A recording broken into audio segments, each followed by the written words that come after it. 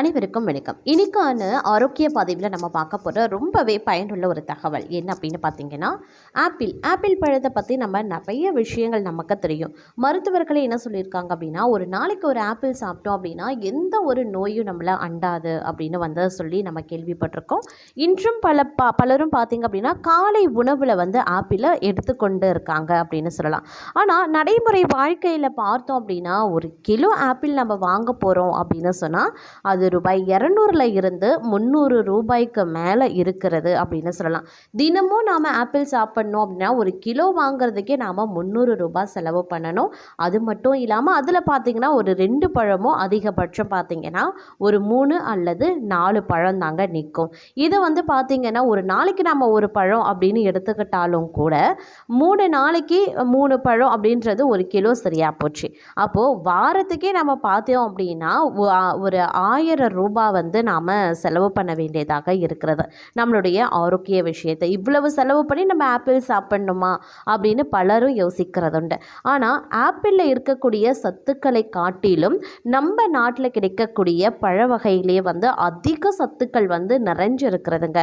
விலை மலிவாகவும் இருக்கும், சத்துக்கள் ஆப்பிளை விடவும் அதிகமானதாகவும் இருக்கும் அப்படின்னு சொல்லலாம். நமக்கு எளிதாக கிடைக்கிற பழங்கள் கூட பார்த்திங்கன்னா அதில் இருக்கக்கூடிய சத்துக்களை பார்க்காம எளிதாக கிடைக்குது, ஈஸியாக கிடைக்குது, நாம் எதுக்கு இதை சாப்பிட்ணும் அப்படின்னு நிறைய பேர் அதை அலட்சியப்படுத்துகிறீங்க. ஆனால் அலட்சியப்படுத்தாமல் அந்த பழ வகைகளை நீங்கள் உட்கொள்ளும் போது ஆப்பிளை காட்டிலும் அதிக சத்துக்கள் நிறைந்திருக்கிறது அப்படின்னு சொல்லலாம். அதை நாம் ஒரு நாளைக்கு ஒரு பழம் அப்படின்னு எடுத்துக்கிட்டால் கூட நம்ம வாழ்நாள் முழுக்க பார்த்தீங்க அப்படின்னா ஆரோக்கியமாக கண்டிப்பாக வாழ முடியுங்க.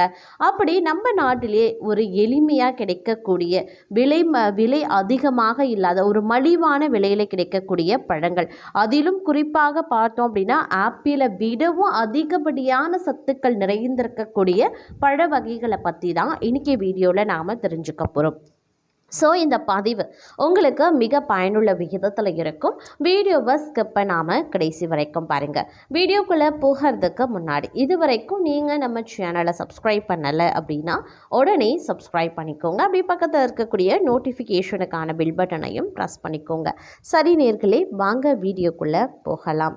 ஆப்பிள் பழம் அப்படின்னு எடுத்துக்கிட்டோன்னா அதில் பல வகைகள் இருக்குங்க. Green apple, red apple, pink apple அப்படின்னு சொல்லிட்டு எக்கச்சக்கமான வகைகள் இருக்குது. ஆப்பிளில் பார்த்திங்கன்னா நிறைய சத்துக்கள் நிறைந்திருந்தாலும் அது எல்லாராலையும் வாங்க முடியுமா அப்படின்னு கேட்டிங்கன்னா இன்றைய காலகட்டத்தில் ஏழை மக்கள் அப்படின்னு வரும் பொழுது பார்த்தோன்னா நம்மளால் கண்டிப்பாக ஆப்பிள் பழத்தை ரெகுலராக தினமும் எடுத்துக்க முடியாது அப்படிங்கிறது ஒரு நிதர்சனமான உண்மை அப்படின்னு தான் சொல்லணும்.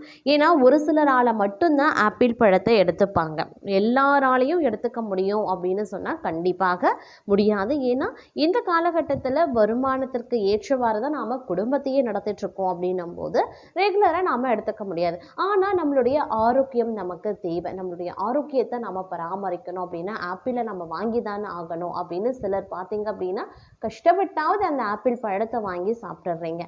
ஆனால் அதை காட்டிலும் அதிக சத்துக்கள் நிறைந்த பழங்கள் உங்களுக்கு கிடைக்கும்.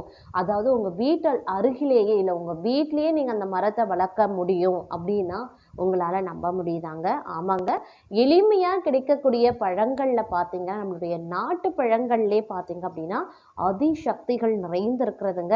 ஆப்பிளை காட்டிலும் 1000 மடங்கு சத்துக்கள் ஒளிந்திருக்கிறது அப்படின்னே சொல்லலாம். அதில் நம்ம முதன்மையாக பார்க்க போகிற பழம் பார்த்தீங்கன்னா கொய்யா பழங்க.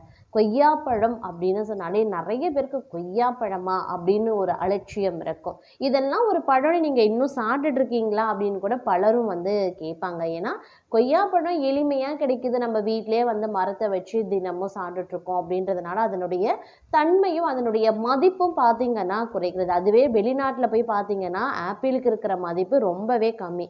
ஏன்னா வெளிநாட்டில் ஒவ்வொருத்தருடைய வீட்லேயும் ஆப்பிள் மரங்கள் இருக்க அந்த நிறைய பழங்கள் வீணாக்கிறத கூட நம்ம நிறைய வீடியோஸில் பார்த்துருக்கோம்.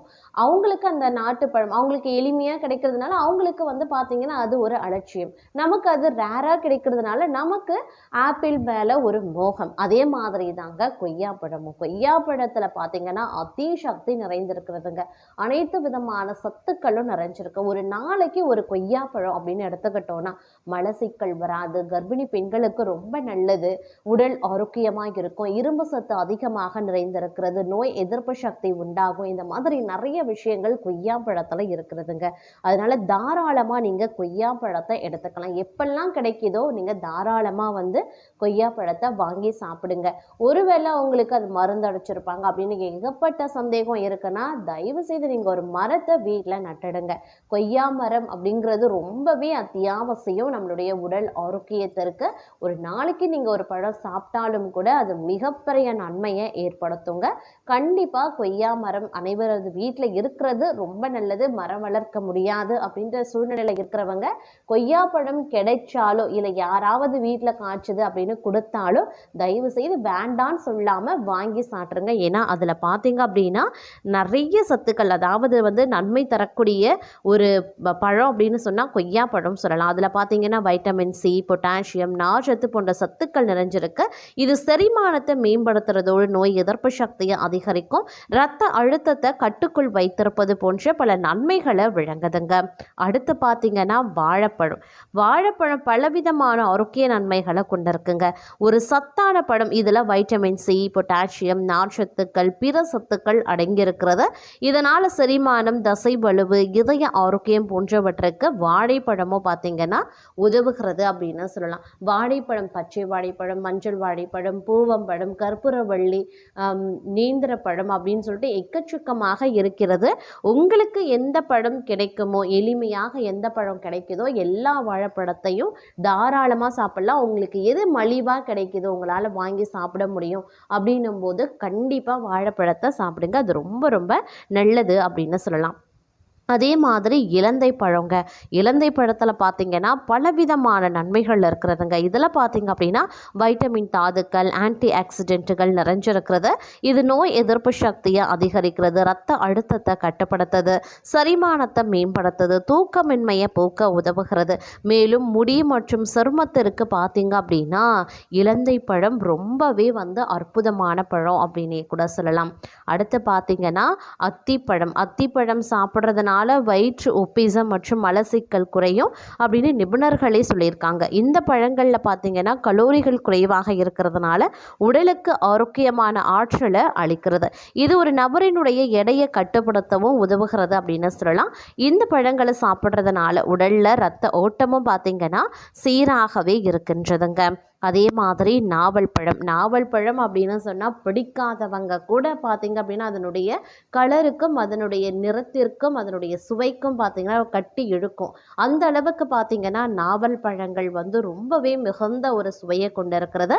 நாவல் பழம் கிடைக்குது அப்படின்னா தாராளமாக வாங்கி சாப்பிடுங்க. அதில் பலவிதமான நன்மைகள் இருக்குங்க. இதன் காரணமாக பார்த்திங்கன்னா நீரிழிவு நோய், இதயம், சருமம், வாய் ஆரோக்கியம் போன்ற பிரச்சனைகளை சமாளிக்க இது உதவுது. இது நோய் எதிர்ப்பு சக்தியையும் அதிகரிக்க செய்யுங்க. அதே மாதிரி பார்த்தீங்கன்னா பேரிச்சம்பழம் பார்த்தீங்க அப்படின்னா வைட்டமின்கள், தாதுக்கள், நார்ச்சத்து, கால்சியம், பொட்டாசியம், பாஸ்பரஸ், மெக்னீசியம் போன்ற நம்மளுடைய உடலுக்கு அத்தியாவசியமாக தேவைப்படக்கூடிய ஊட்டச்சத்துக்கள் நிறைந்தவற்றை சாப்பிட வேண்டும். இவை அனைத்துமே பேரிச்சம் பழத்தில் மட்டும் இருக்கிறதுங்க. பழத்தில் அதிகமாகவே இருக்கின்றது அப்படின்னு சொல்லலாம். அதே மாதிரி பப்பாளி பழம் பார்த்திங்கன்னா வீட்டிலே நிறைய காய்ச்சி கொட்டும். அது பார்த்திங்க அப்படின்னா சருமத்திற்கும் நல்லது, முடி வளர்ச்சிக்கு நல்லது, நிறைய சத்துக்கள் நிறைந்திருக்கிறது. பப்பாளி பழ சுவையில் மட்டும் அல்ல ஆரோக்கியத்திலையுமே ஒரு சிறந்த நன்மைகளை தரக்கூடியது. இது பார்ப்பதற்கு ஆரஞ்சு நிறமாக இருக்கிறதோடு நல்ல சுவையாகவும் இருக்கும். இந்த பழத்தில் கருப்பு ஜெலண்டின்ஸ் விதைகள் வந்து இருக்குங்க. இது தவிர பப்பாளி பழத்தில் பார்த்தீங்கன்னா மென்மையான உண்ணக்கூடிய ஆரஞ்சு சதை மிகவும் சத்தானதாகவே இருக்கும். இது வந்து பலவிதமான சுகாதார நலன்களை வந்து நமக்கு வழங்குது. சருமத்தை ஆரோக்கியமாக வைத்திருப்பது மட்டும் இல்லாமல் கூந்தல் வளர்ச்சிக்கும் பப்பாளி உதவுதுங்க. இதில் இருக்கக்கூடிய வைட்டமின் ஏ முடியினுடைய வளர்ச்சிக்கு உதவுகிறது அப்படின்னு சொல்லலாம். அடுத்து பார்த்தீங்கன்னா எலும்பிச்சம்பழம் பார்த்தீங்க அப்படின்னா அவ்வளவு சத்து இருக்கிறதுங்க. ப்ரெக்னெண்ட்டாக இருக்க லேடிஸ் பார்த்தீங்கன்னா காலையில் ஒரு எலும்பிச்சம்பழ ஜூஸ் குடிச்சிங்கன்னா ரொம்ப நல்லது. அதே மாதிரி வந்து நீங்கள் கர்ப்பமாகணும் அப்படின்னு நினைக்கிறவங்க கூட எலும்பிச்சம்பழ ஜூஸை வந்து தாராளமாக குடிக்கலாம். அது ரொம்ப ரொம்ப நல்லதுங்க. எலுமிச்சை பழத்தில் பார்த்தீங்கன்னா வைட்டமின் சி, பொட்டாசியம், கால்சியம் போன்ற சத்துக்கள் நிறைஞ்சிருக்கிறது. இது செரிமானத்தை மேம்படுத்துது, நோய் எதிர்ப்பு சக்தியை அதிகரிக்கிறது, எடை இழப்புக்கு உதவுகிறது, சிறுநீரக கற்கள் வராமல் தடுக்குது, இரத்த சர்க்கரை அளவை கட்டுக்குள் வைக்க உதவுது. மேலும் தோல் மற்றும் பற்களினுடைய ஆரோக்கியத்திற்கும் எலுமிச்சை வந்து ரொம்ப ரொம்ப நல்லதுங்க. அதே மாதிரி நெல்லிக்காயிலையும் பலவிதமான உடல்நல பலன்கள் கொண்டிருக்கிறது. இதில் வைட்டமின் சி, ஆக்சிடென்ட்டுகள் மற்றும் நார்ச்சத்துக்கள் நிறைஞ்சிருக்கிறது. இவை நோய் எதிர்ப்பு சக்தியை பலப்படுத்துறது, சருமம் மற்றும் முடி ஆரோக்கியம், செரிமானத்துக்கு உதவும். அதே மாதிரி இரத்த சர்க்கரை அளவையும் கட்டுக்குள்ளே வைத்திருக்க உதவும். இதயம் சம்பந்தமான பிரச்சனைகளில் இருந்தும் தற்காத்துக்கொள்ள இது வந்து மிகவும் வந்து உபயோகமாக இருக்கிறது. இந்த பழங்கள் எல்லாமே எளிமையாக கிடைக்கக்கூடிய பழங்கள், உங்கள் வீட்லேயே கிடைக்கக்கூடிய பழங்கள். ஸோ இதெல்லாம் கிடைக்குது அப்படின்னா தாராளமாக வாங்கி சாப்பிடுங்க. வந்து இது உங்களுடைய ஆரோக்கியத்திற்கு இந்த பழங்கள் அனைத்துமே வந்து ஒரு மிகப்பெரிய ஒரு நன்மையை ஏற்படுத்துங்க.